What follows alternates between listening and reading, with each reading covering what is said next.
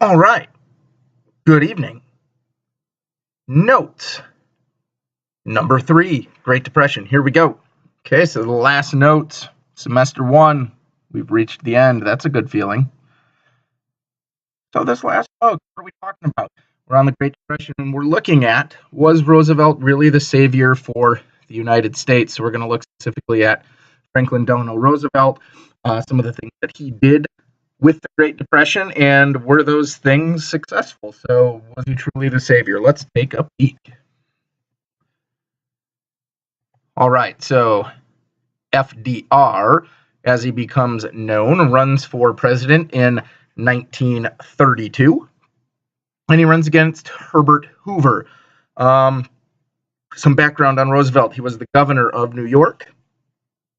He was also the Secretary of the Navy under Woodrow Wilson. Okay, and what Roosevelt runs on is what he calls a New Deal to everyone. So he promises everyone this opportunity, a chance to restart, and a new deal for everyone. And Roosevelt wins by a landslide. By 1932, Herbert Hoover is not very popular. And hopefully we'll see with the bonus army march kind of his last straw. And I don't think it really mattered who was going to run against Herbert Hoover in 1932. Hoover was going to lose. And as we see, Roosevelt, he wins by a landslide. So let's take a peek at that, at the electoral map. Hey, there it is. Okay, you can see that Hoover picks up a couple states in the Northeast. But other than that, every other state goes to Franklin Delano Roosevelt. There's FDR, if you're unfamiliar with him. That's a photograph of him. Okay, a little more background on him. Not directly related to Theodore Roosevelt, who was president at the turn of the century, or just shortly thereafter. Not directly related, so it's not like, his dad or his grandpa or anything like that, distant cousins. He actually had polio. He obtained a form of polio in 1921, and he was confined to a wheelchair the whole time he was president. That they tried to hide that from the public for status. They wanted to make sure that he looked strong, so they tried to hide it the best they could from the American public and the rest of the world, that he wasn't in a wheelchair. So there are a few photos, though, and I think one of them, there it is right there. You can see he's in his wheelchair there. Very good. There are oftentimes pictures of FDR standing, but you'll always notice in these pictures, when he is standing, he did have leg braces, that people are holding him up. So and whenever there's a photo like this, you'll see that both arms, usually there's somebody that's got a hold of them. Once again, another one, he's standing, but, holding on. Okay. So when Roosevelt is elected, when he takes over, one of the first things he wants to do is add an amendment to the Constitution. Okay? And he gets the 20th Amendment added. And this is known as the lame duck amendment. And the lame duck is a term used in politics and government when a politician is still in power, but they've been elected out. There's always that transition after the election until the new person takes over.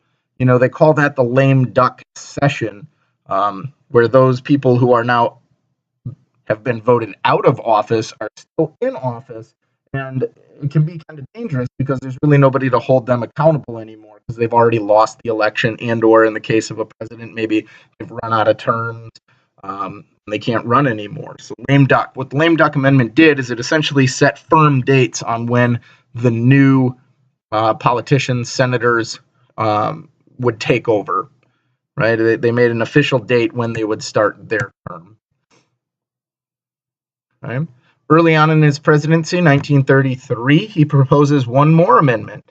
This one is the 21st Amendment, and the 21st Amendment repeals the 18th Amendment. And if you think back, the 18th Amendment is prohibition. It made the production, transportation, and sale of intoxicating liquors illegal. So he repeals that. Why does he repeal it? Because people were drinking anyways. It didn't stop people from drinking. And, FDR realizes if they're going to do it, we might as well bring it back, make it legal, and then we'll tax it. It's a way we can make some money. And that's exactly what they did. Okay, next he goes to work on the Depression. So how do we fix this huge depression that has settled in on the nation? What do we do? One of his first efforts was to get the banks going again, right? To get people to trust the banks, that they're not going to run out of money, that you can put your money in there and you can feel safe about it. Okay? So in all, he ends up giving the banks $2 billion in federal funds, right? So FDR is a big government kind of guy, right? You have a couple different theories or trains of thought, if you will. There's those that promote small government. Government should do very little intervention. And then on the other side, you have FDR and these big government type politicians or believers who feel like the federal government needs to do a lot and it's their responsibility to help out or to intervene if needed. And FDR would certainly be big government, right? So in all, $1 billion to these banks. Okay? He also had consequences if the banks closed. So, you're taking this money. You need to make sure that you handle your affairs correctly so you stay in business, that you are not going to shut down. Moving on. New Deal programs. All right, so some of the New Deal programs, and there's a bunch of them, and we're not going to talk about all of them, but let's talk about some big ones, some that are still around today. Number one, Social Security. Okay, the Social Security was put in place to ensure that workers, when they, aged, right, and maybe couldn't work anymore, that there was still a way for money to come in, that they'd still receive some sort of money. So when you start working, you individually, when you get a job, you will start contributing to your Social Security. And when you reach retirement age, 2.5 is when you can start drawing, you will receive a monthly check from the government as payment. So when you retire, you will get a Social Security check. Okay, and it's all based on the amount that you earned over your working lifetime. He also put in place workers' compensation. So this whole idea that if you get hurt, you shouldn't just be out of luck and you can't work anymore and can't make money. No, workers' compensation, essentially, if you get injured and you can't work, you're still going to receive some form of money.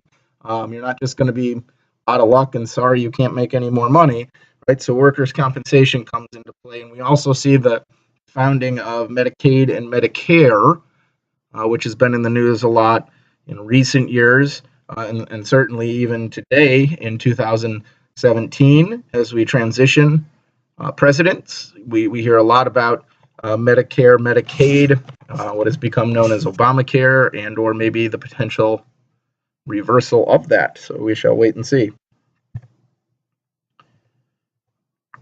Ooh, 3 R's. The 3 R's of Roosevelt's New Deal. Roosevelt is not one of those. Okay, the first R.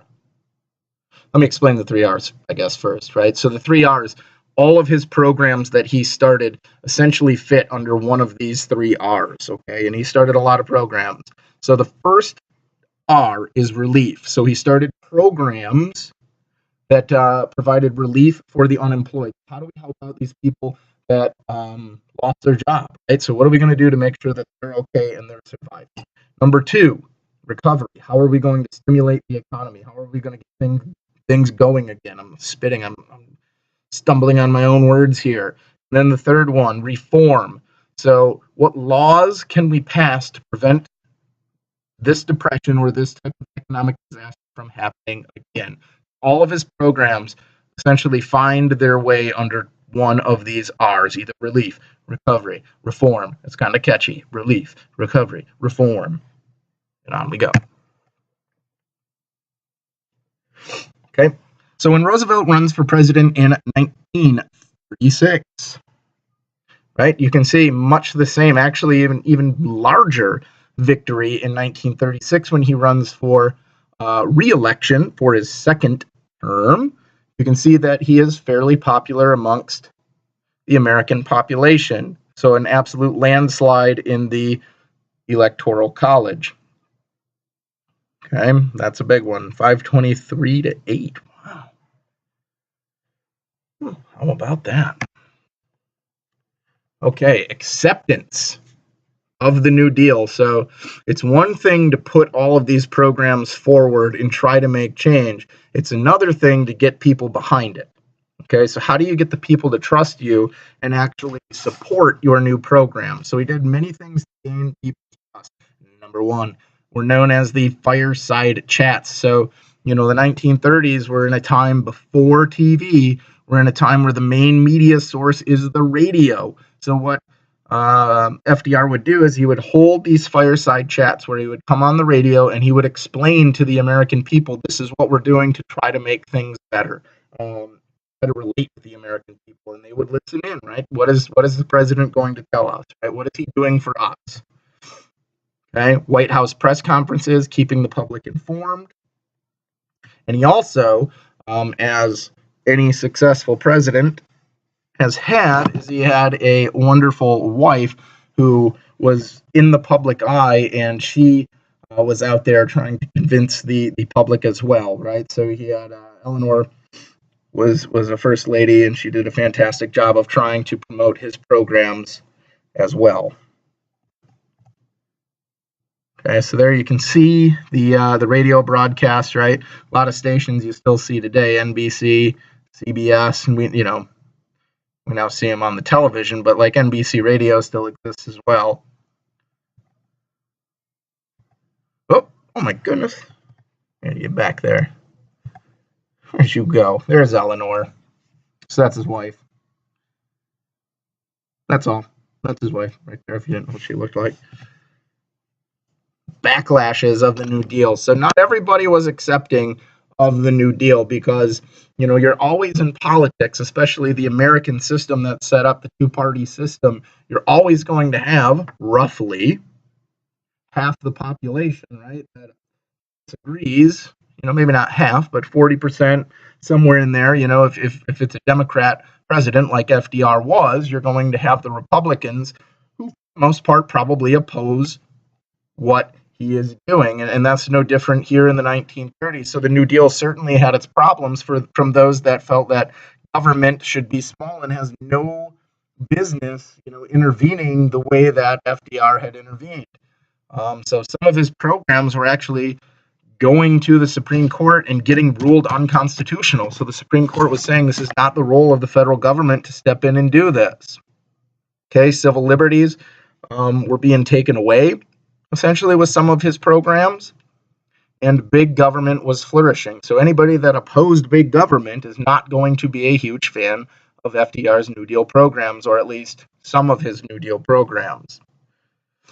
Okay, so ironically, when we're talking about a democracy, Roosevelt knew that some of his programs were being deemed unconstitutional, so he wanted to actually add 6 more justices to the Supreme Court, so take it from 9 to 15, knowing that who appoints Supreme Court justices? Well, the president. So he knew if I could put 6 more people on there, and I can make sure they're going to vote the way I want them to vote, all of my programs will be ruled constitutional. I'll never lose again. That didn't happen. Okay, they stuck to 9, and we still have 9, but that is what Roosevelt wanted to do. Okay. The New Deal did help. It didn't fix everything, but it did help. It did put people back to work. There's certain programs that we'll look at, like CCC or the TVA or some of these, if we have time in class, maybe not. But there were a lot of programs that did put some people back to work. However, the Depression ends, and we being the United States, we come out of the Depression when World War II begins. That's what brings us out.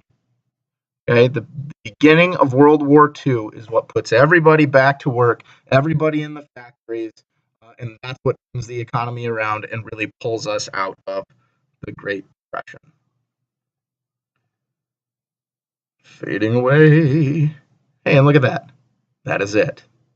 Okay, so looking at, was Roosevelt the savior for the United States? Maybe not. I don't know. It's a matter of opinion.